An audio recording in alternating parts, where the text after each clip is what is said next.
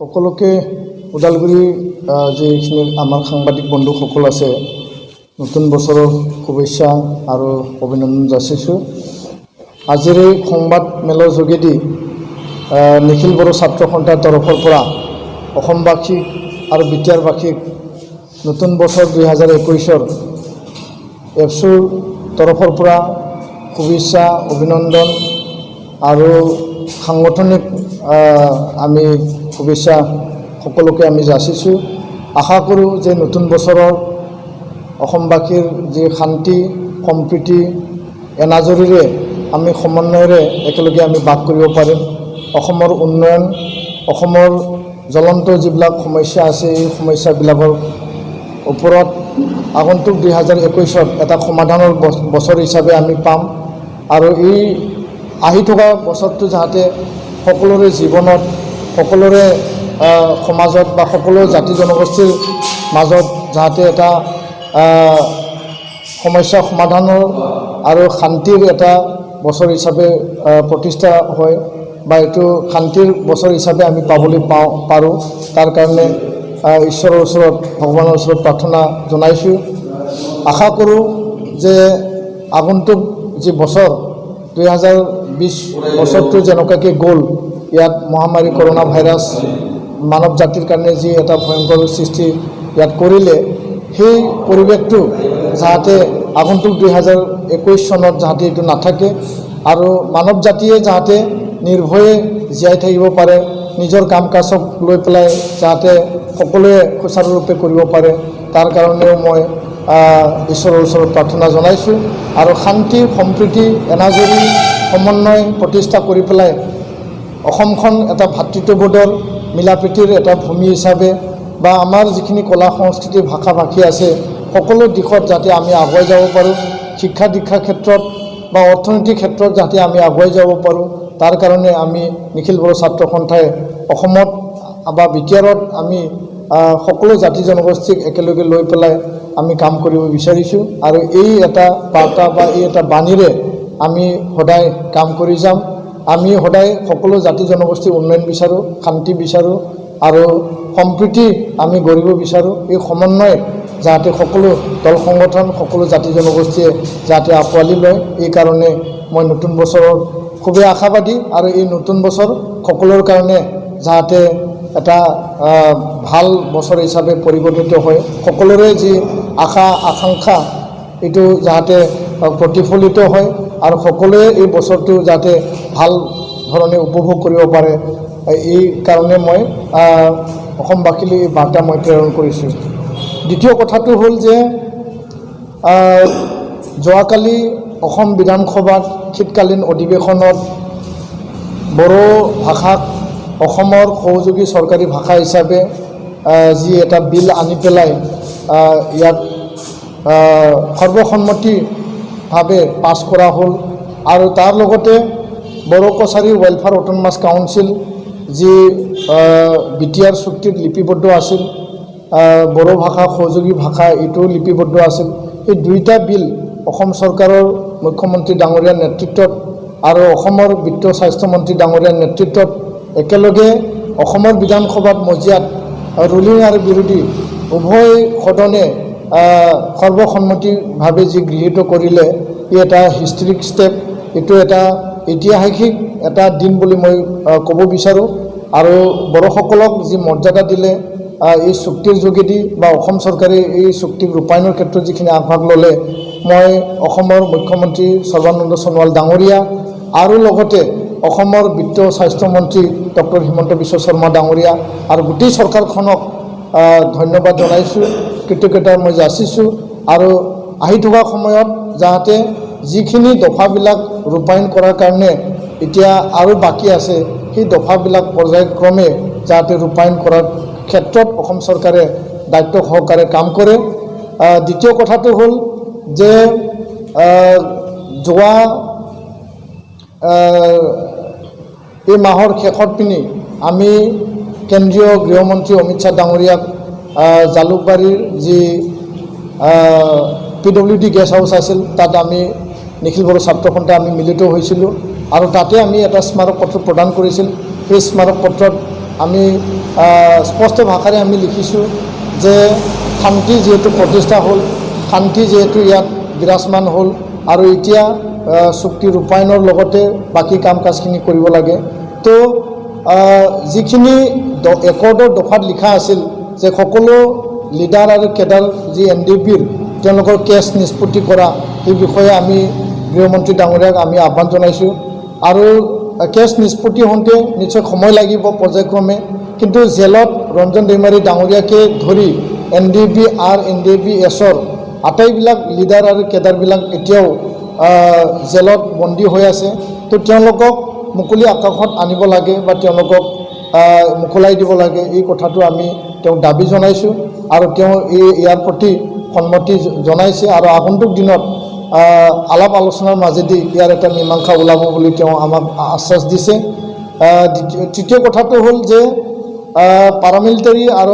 Army লগতে পুলিচত যি মানে ভৰ্তি কৰিব লাগে, এই দফাত যি লিখা আছিল সেই দফাত লিখা মতে আগন্তুক জানুৱাৰী বা ফেব্ৰুৱাৰী মাহৰ ভিতৰতে যাতে কেন্দ্ৰীয় গৃহমন্ত্ৰী ডাঙৰীয়া আৰু অসম চৰকাৰ একেলগে মিলি বা BTR চৰকাৰ একেলগে মিলি সেই যি দফা ৰূপায়ণৰ কাৰণে বা ভৰ্তি যি স্পেচিয়েল ৰিক্ৰুটমেণ্ট ড্ৰাইভ এইটো কৰিব লাগে, এই কথাটো আমি আগন্তুক দিনত আমি চৰকাৰৰ তৰফৰ পৰা ৰূপায়ণ কৰাৰ ক্ষেত্ৰত আমি আশা কৰিম আৰু চৰকাৰে যাতে এইটো সময় সাপেক্ষে এইটো কৰে, এই কথাটো মই ব্যক্ত কৰিছোঁ। নিখিল বড়ো ছাত্ৰ সন্থাৰ সংগঠন হিচাপে আমি নতুন বছৰত কিছু কাৰ্যপ্ৰণালী বা কাৰ্যপন্থা আমি হাতত ল'ম। যিহেতু শিক্ষা এটা জাতি, এটা ৰাজ্য বা দেশৰ মূল মানে ভেটি আৰু শিক্ষাৰ অবিহনে কোনো দেশ বা জাতি বা সমাজ কেতিয়াও আগলৈ যাব নোৱাৰে। তো নিখিল বড়ো ছাত্ৰ সন্থা যোৱা 15 বছৰে গুণগত শিক্ষাৰ কাৰণে আমি কাম কৰি আহিছোঁ আৰু আজি তাৰিখত আমি আগন্তুক যি বছৰ আছে, আহি থকা বছৰত গুণগত শিক্ষাক লৈ পেলাই অধিক কাম কৰিবৰ কাৰণে আমি ইয়াত মানে ঠিক কৰিছোঁ। কিয়নো নিউ এডুকেশ্যন পলিচি 2021ত এইটো ইয়াত লাগু হ'বলৈ গৈ আছে আৰু তাৰ যোগেদি যাতে প্ৰাইমাৰী স্তৰৰ পৰা আমাৰ প্ৰাথমিক পৰ্যায়ৰ পৰা PG পৰ্যায়লৈকে সকলো যিখিনি আমাৰ ছাত্ৰ ছাত্ৰী আছে সেই ছাত্ৰ ছাত্ৰীখিনিক গুণগত শিক্ষা দিয়াত বা তেওঁলোকক মানৱ সম্পদ হিচাপে গঢ় দিয়াত আমি গুৰুত্ব সহকাৰে ল'ব পাৰোঁ। আৰু ইয়াৰ কাৰণে আমি কাউন্সিলিং কৰা, মটিভেশ্যন কৰা, শিক্ষকৰ লগত আলোচনা কৰা, গাৰ্জেনৰ লগত আলোচনা কৰা, ছাত্ৰ ছাত্ৰীক লৈ পেলাই আমি কেৰিয়াৰ কাউন্সিলিং, মটিভেশ্যন বা বিভিন্ন যিখিনি কৰ্মসূচী আছে আমি এইটো ৰূপায়ণ কৰিম। আৰু লগতে APSC আৰু UPSC মেডিকেল আৰু ইঞ্জিনিয়াৰিঙৰ কাৰণে আমি আগন্তুক দিনত আমি ঠিক কৰিছোঁ যে কোকৰাঝাৰ আৰু ওদালগুৰিত দুটা চেণ্টাৰেৰে যিহেতু আমি অৰিয়েণ্টেশ্যন কাৰ্যসূচী যোৱা 8-10 বছৰে আমি কৰি আহিছোঁ, তো এতিয়া পাৰ্মানেণ্ট এটা চেণ্টাৰ স্থাপন কৰি পেলাই কোকৰাঝাৰ আৰু ওদালগুৰিত দুইটা চেণ্টাৰ আৰম্ভ কৰি আমি এইটো আৰম্ভ কৰিবৰ কাৰণে আমি এটা চেষ্টা হাতত আমি মানে ল'ম আৰু এই কাৰণে আমি ঠিক কৰিছোঁ আগন্তুক দিনত যাতে আমাৰ ল'ৰা ছোৱালীখিনিয়ে APSC UPSCৰ যিখিনি কম্পিটিটিভ এক্সাম, মেডিকেল ইঞ্জিনিয়াৰিঙৰ যিখিনি এণ্ট্ৰেঞ্চ এক্সাম, তাৰ কাৰণে তেওঁলোকে যাতে ভাল এটা তেওঁলোকে ফলাফল বা ইয়াৰ পৰা যাতে লাভ কৰিব পাৰে, ইয়াৰ কাৰণে আমি আগন্তুক দিনত যিহেতু আন্দোলন এতিয়া আমি স্থগিত ৰাখিলোঁ বা আন্দোলন এতিয়া আমি অলৰেডি ছাছপেনশ্যনত ৰাখিলোঁ, অস্ত্ৰ আন্দোলন, এই গণতান্ত্ৰিক আন্দোলন যিহেতু আমাৰ এই অঞ্চলৰ পৰা নাইকিয়া হৈ গ'ল, তো আমি শিক্ষা অৰ্থনৈতিক দিশত আমি কাম কৰিব বিচাৰিছোঁ। আৰু এই কাৰণে যিবিলাক medical engineering, APSC UPSC competitive এক্সামত যাব বিচাৰে তেওঁলোকৰ কাৰণে আমি চেণ্টাৰ খুলিম। দ্বিতীয় কথাটো হ'ল যিবিলাক ল'ৰা ছোৱালী অলৰেডি ড্ৰপ আউট হ'ল, তেওঁলোকে বিভিন্ন কাৰণত পঢ়িবলৈ সুযোগ নাপালে বা তেওঁলোকে স্কুল কলেজ এৰিব লগা হ'ল, তেওঁলোকৰ কাৰণে বড়োলেণ্ড স্কিল মিছন নামেৰে এটা নতুন এটা আঁচনি তৈয়াৰ কৰি পেলাই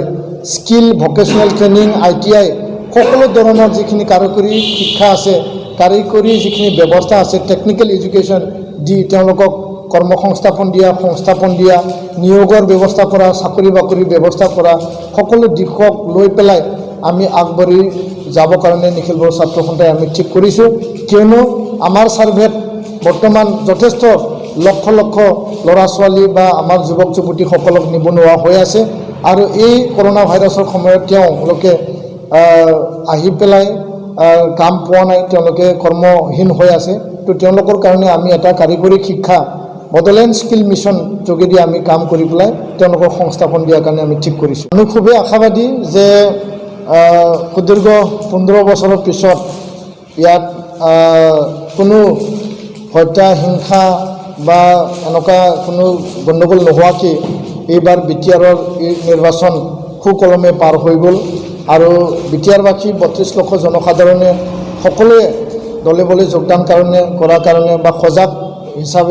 সচেতন হিচাপে তেওঁলোকে এই নিৰ্বাচনত ভাগ লোৱাৰ কাৰণে এই নিৰ্বাচনটো সুকলমে হৈ গ'ল। তাৰ কাৰণে আমি ৰাইজক ভোটাৰ ৰাইজক বা সৰ্বসাধাৰণ ৰাইজক আমি ধন্যবাদ জনাইছোঁ।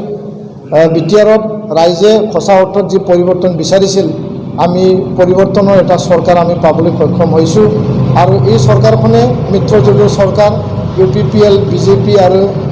GSPৰ এটা মিত্ৰজোঁটৰ চৰকাৰ। নিখিল বড়ো ছাত্ৰ সন্থা আমি ৰাজনীতিক ছাত্ৰ সংগঠন জাতীয় সংগঠন এই অঞ্চলৰ সামাজিক সংগঠন হিচাপে এই চৰকাৰখনে পৰিৱৰ্তনৰ যি প্ৰতিশ্ৰুতি ৰাইজক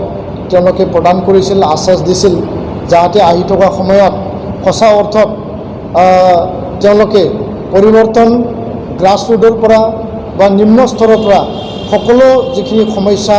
ৰাইজে ভুগি থকা যিখিনি জলাঞ্জলি যিখিনি সমস্যা তেওঁলোকৰ অধিকাৰৰ কথা মাটি বাৰীৰ পৰা লৈ পেলাই শিক্ষা দীক্ষা অৰ্থনীতি সামাজিক জীৱনত ৰাস্তা ঘাটৰ খোৱা পানী আঁচনিৰ পৰা লৈ আমাৰ মহিলা সবলীকৰণৰ পৰা লৈ পেলাই যিখিনি কাম কৰিব লগা আছে যিখিনি প্ৰতিশ্ৰুতি তেওঁলোকে কমিটমেণ্টত দিছিল নিৰ্বাচনী ইস্তাহাৰৰ সময়ত সেইবিলাক যাতে সুকলমে ৰূপায়ণ কৰিব পাৰে তাৰ কাৰণে আমি এই চৰকাৰখনক প্ৰতি আমাৰ যথেষ্ট আমি আশাবাদী আৰু এই চৰকাৰে কৰিব নোৱাৰা বুলি কোনো কথা নাই তেওঁলোকে কৰিব পাৰিব কাৰণ তেওঁলোকে যথেষ্ট মনোবলেৰে বা যথেষ্ট গুৰুত্ব সহকাৰে গোটেই বিষয়বিলাক তেওঁলোকে কাম কৰিবলৈ আগবাঢ়ি আহিছে আৰু এই চৰকাৰখনৰ ওপৰত সকলো ৰাইজৰে এটা আশ্বাস আৰু বিশ্বাস আছে কাৰণ পৰিৱৰ্তন ৰাইজে নেতা পৰিৱৰ্তন দল পৰিৱৰ্তন চৰকাৰ পৰিৱৰ্তন মাত্ৰ বিচৰা নাই পৰিৱৰ্তন সঁচা অৰ্থত নেতা পৰিৱৰ্তন চৰকাৰ পৰিৱৰ্তন দল পৰিৱৰ্তনৰ লগতে ৰাইজৰ পৰিৱৰ্তন ৰাইজে বিচাৰিছে আৰু মই দৃঢ় বিশ্বাসী বা আশাবাদী যে এই চৰকাৰখনে হয় নিশ্চয় তেওঁলোকক সময় লাগিব তেওঁলোকে সকলোৱে নতুন আৰু চৰকাৰখনো নতুন দলো নতুন আৰু ইয়াৰ কাৰণে আমি ৰাইজে সময় দিব লাগিব আৰু এই সময়ৰ খাপত ফেচ মেনাৰত পৰ্যায়ক্ৰমে সকলো সমস্যাৰ প্ৰতি তেওঁলোকে নজৰ ৰাখি লক্ষ্য ৰাখি ভাল এটা পলিচি বনাই ভাল এটা প্লেনিং বনাই পেলাই সুস্থ শাসন সুশাসন গুড গভৰ্নেন্স আৰু দুৰ্নীতিমুক্ত এটা চৰকাৰ বা শাসন দিয়াৰ কাৰণে তেওঁলোকে যাতে হাতত লয় আৰু এই কাৰ্যসূচী প্ৰমোদ বড়োৰ নেতৃত্বত গোবিন্দ বসুমতাৰীৰ নেতৃত্বত যি UPPL লেড BJP আৰু GSP চৰকাৰ আছে ডে ওৱানৰ পৰা চৰকাৰৰ শপত গ্ৰহণৰ পিছদিনাৰ পৰাই তেওঁলোকে কাম কৰা আৰম্ভ কৰিছে আৰু ইয়াৰ কাৰণে ৰাইজে তেওঁলোকৰ পৰা আশা কৰিছে আৰু তেওঁলোকেও ৰাইজক এটা বিশ্বাস দিছে যে আগন্তুক দিনত বিটিআৰবাসী ৰাইজৰ সৰ্বাংগীন উন্নয়ন অধিকাৰ উন্নয়নৰ কাৰণে তেওঁলোকে কাম কৰি যাব আৰু আমি আশাবাদী আৰু যিকোনো ক্ষেত্ৰত তেওঁলোকে যদি কিবা কৰিব লগা ক্ষেত্ৰত যদি লেহেমীয়া কৰে বা কিবা কৰিব লগা ক্ষেত্ৰত তেওঁলোকে যদি ভুল কৰে নিখিল বড়ো ছাত্ৰ সন্থা আমি বাহিৰত থাকি পেলাই তেওঁলোকক এই ক্ষেত্ৰত আমি দেখুৱাই দিম বা তেওঁলোকক আমি হেঁচা প্ৰয়োগ কৰিম আৰু পৰিৱেশত আমি তেওঁলোকৰ লগত আলোচনা কৰি পেলাই ৰাইজৰ স্বাৰ্থত আমি কাম কৰি যাম বুলি আমি আজিৰ এই সময়ত আপোনালোকক মই জনাই দিলোঁ। ধন্যবাদ।